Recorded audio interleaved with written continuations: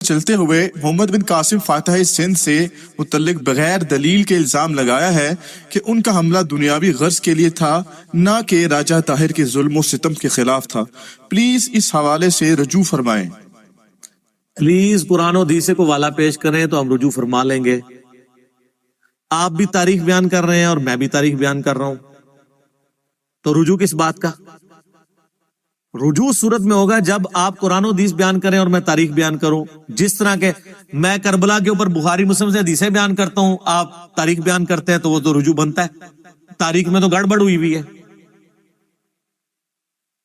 احادیث اسناد کے ساتھ ہے۔ قرآن و حدیث کے اسلوب میں یہ بات بیٹھتی نہیں ہے۔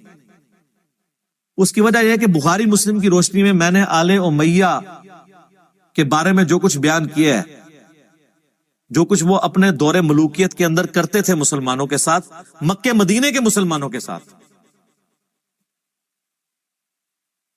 اس میں تو یہ بیٹھتا ہی نہیں ہے کہ وہ ماشاءاللہ ایک خط لکھنے کے اوپر سندھ پہنچ جائیں۔ اپنے گھر میں وہ لوگوں کے اوپر ظلم کر رہے ہیں، ان کو ناک۔ اور حجاج ابن یوسف تو وہ ملعون ہے جس کو تو ناصبی بھی ملعون مانتے ہیں۔ صحیح مسلم میں حدیث ہے کہ بنو ثقیف میں ایک کذاب پیدا ہوگا اور ایک ظالم، اور اسما بنت ابی بکر کہتی ہیں اے حجاج ابن یوسف، کذاب تو ہم دیکھ چکے، ظالم شخص تو ہے جس کے بارے میں نبی علیہ السلام نے فرمایا تھا۔ یہ صحیح مسلم میں ہے۔ میرا یوٹیوب پہ آپ کلپ دیکھ لیں، لاکھوں لوگوں نے دیکھا ہے۔ آل امیہ کا دہشت گرد حجاج ابن یوسف 5 لاکھ سے زیادہ لوگ دیکھ چکے ہیں۔ پوری اسلامک ہسٹری میں نے 15 منٹ کے اندر کور کر دی ہے، اس 100 سال کی آپ کو، اور تاریخ سے نہیں، بخاری مسلم کی حدیث کی روشنی میں۔ تو وہ حجاج ابن یوسف، اس کا بھتیجا محمد بن قاسم یہاں لوگوں کی داد رسی کے لیے پہنچے گا، جو وہاں اہل بیت کو قتل کروا رہے ہیں، صحابہ کے قاتل ہیں۔ سر بخاری اٹھا کے دیکھیں، حضرت انس بن مالک جو ہیں وہ کتنے پریشان ہوا کرتے تھے کہ ہم پہ یہ کون سا خبیث مسلط ہو گیا حجاج ابن یوسف جو مسلمانوں کے اوپر ظلم کرتا ہے۔ ان لوگوں نے جا کے یہاں پہ فریادیں سننی تھی۔ ہاں، آپ کو کہانیاں کرا دی گئی ہیں، آپ وہ کہانیاں، جیسے نور الدین زنگی کا ایک کہانی والا واقعہ آپ کو بیان کر دیا کہ جی وہ یہودی حضور کی جسم مبارک قبر سے نکالنے لگے تھے، وہ ڈرامہ بھی بن گیا۔ اب لوگ کہتے ہیں جی علی بھائی کہتے ہیں غلط ہے، ہم نے تو ڈرامہ دیکھا ہے، تو ڈرامہ ہی ہو گیا جناب، اس کی تو سند ہی کوئی نہیں ہے۔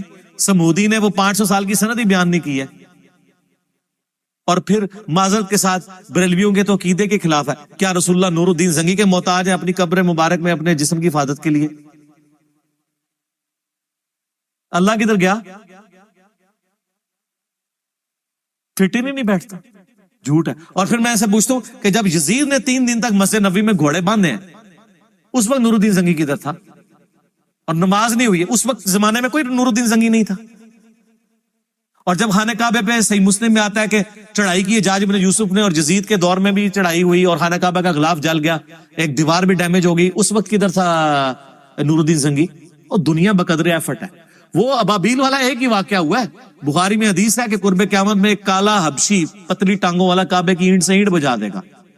اللہ نے دنیا بقدر ایفٹ رکھی ہوئی ہے۔ تو یہ حجاج ابن یوسف کے ظلم کی ایک پوری داستان ہے، اس کا یہ بھتیجا ہے محمد بن قاسم۔ دوسری طرف اہل سنت اہل تشیع کی دونوں کی تاریخ کی کتابیں اٹھائیں، حدیث میں تو ان کے پلے بھی کوئی شے نہیں نا، کس حدیث میں محمد بن قاسم کا نام آیا؟ تاریخ سے ہی پیش کرتے ہیں، تو تاریخ یہ بھی تو سنیں نا۔ تاریخ دمشق کے اندر ابن ساکر کی، تاریخ بغداد کے اندر خطیب بغدادی کی، اور تاریخ یعقوبی جو سنی اور شیعہ دونوں مانتے ہیں، ان تینوں تاریخ کی کتابوں میں کم از کم 5 اصحاب کا ذکر ہے جو سندھ سے جا کے نبی علیہ السلام کے ہاتھ پہ کلمہ پڑھ کے مسلمان ہوئے ہیں۔ یہاں پہ 5 صحابہ آئے ہیں نبی علیہ السلام کے، تو اسلام تو اسی زمانے میں آ گیا تھا۔ اور حضرت عثمان کے دور میں بلوچستان کا کتنا ایریا فتح ہو چکا تھا، رشیا افغانستان حضرت عثمان کے دور میں فتح ہوا ہے۔ بخاری میں موجود ہے کہ ہم رومن اور پرشین امپائر جب گری، اس کے بعد وہاں کے لوگوں کو ہم نے ابھارا کہ ہم نے آذربائیجان اور یہ ساری فتوحات کرنی ہے حضرت عثمان کے دور میں۔ اسلام تو آ چکا ہوا تھا یہاں پہ، اور صوفیاء اپنے چکر میں ڈالتے ہیں ہم اسلام لے کے آئے، ناصبی محمد بن قاسم کو لے کے آتے ہیں جی وہ آیا تھا، اور وہ آیا اس لیے تھا میرے بھائی، وہاں سے جو اہل بیت تھے، وہ اپنی جانیں بچا کے ہجرت کر کے سندھ میں آئے تھے، راجہ داہر نے ان کو پناہ دی ہوئی تھی، تو وہ کہتا تھا ہمارے بندے واپس کرو. اور سر آپ سندھ میں آج چلے جائیں، سندھیوں سے ان کی ہسٹری پوچھ لیں. میں اکثر کہتا ہوں اللہ کے بندوں، پاکستان کی ساری کتابوں میں یہ لکھ دینا کہ پاکستان جو ہے محمد علی جناح نے سیکولر سٹیٹ بنائی تھی، کوئی فرق نہیں پڑتا. آج لوگ زندہ ہیں جنہوں نے محمد علی جناح کی تقریریں سنی ہوئی ہیں، یہ عملی تواتر سے ٹرانسفر ہو رہی ہے. اور یہ کہ جی مسلمانوں کا قتل عام ہوا تھا، یہ کتابوں سے نکال بھی دیں تو وہ مسلمان تو نسل در نسل رہیں گے نا. کسی کی دادی مری ہوئی ہے، کسی کا دادا مرا ہوا ہے، جب وہ اپنی اولاد میں ٹرانسفر. آج بھی جتنے مہاجرین ہیں 70 سال ہو گئے، آپ ان سے پوچھیں وہ بتائیں گے کہ ہمارا، کوئی کہے گا میرا دادا قتل ہوا تھا، کوئی کہتا ہے میرا پردادا قتل ہوا تھا. آپ 200 سال بعد بھی چلے جائیں گے نا، وہ بتائیں گے ہمارے اجداد کو قتل کیا گیا تھا. اس کے لیے آپ کو ہسٹری کی کتاب پڑھنے کی بھی ضرورت نہیں ہے.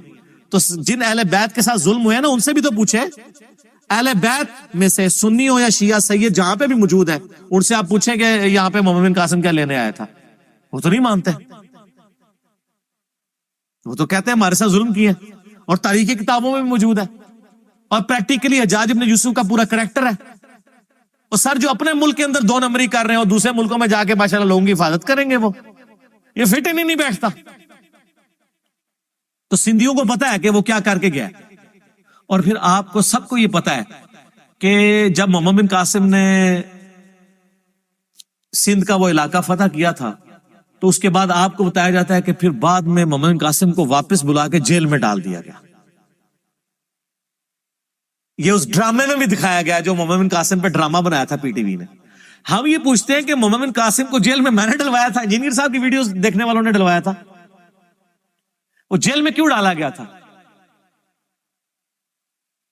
اس لیے کہ پیچھے خلیفہ چینج ہو گیا تھا.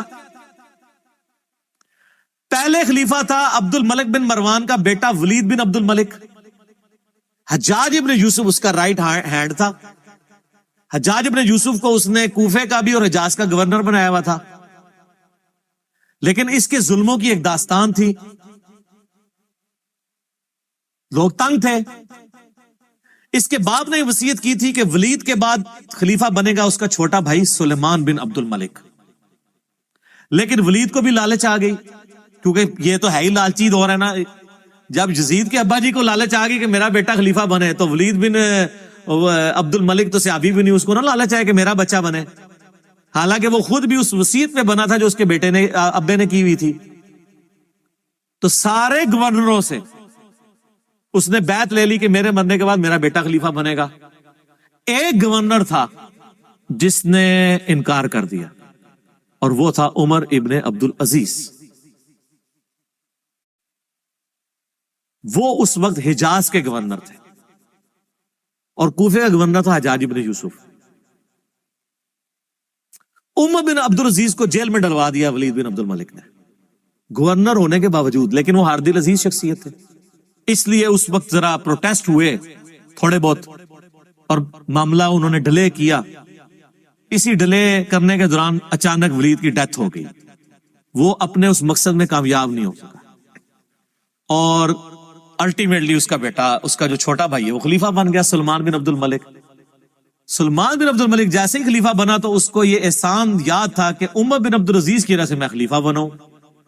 اگر عمر بن عبد العزیز بھی بیعت کر لے، پھر عمر بن عبد العزیز کوئی عام آدمی نہیں تھا. عمر بن عبد العزیز ان کا بینوئی بھی لگتا تھا، ولید بن عبد الملک اور سلمان بن عبد الملک کا، کیونکہ مروان کے 2 بیٹے تھے، عبد الملک بن مروان اور عبد العزیز بن مروان.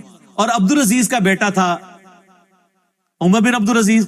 عمر بن عبد العزیز کی جو بیوی تھی نا فاطمہ، وہ ولید بن عبد الملک کی بہن تھی. تو ظاہر جیل میں ڈلوا سکتا تھا، مروا نہیں سکتا تھا.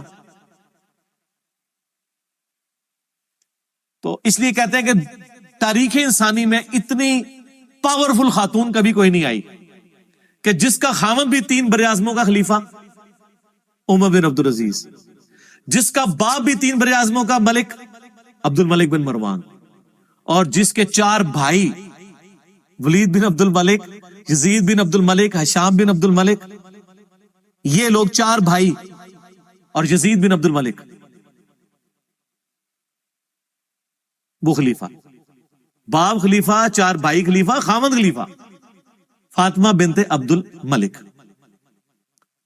تو جب وہ خلیفہ بن گئے سلمان بن عبد الملک، سب سے پہلے عمر بن عبدالعزیز کو آزاد کروایا گیا.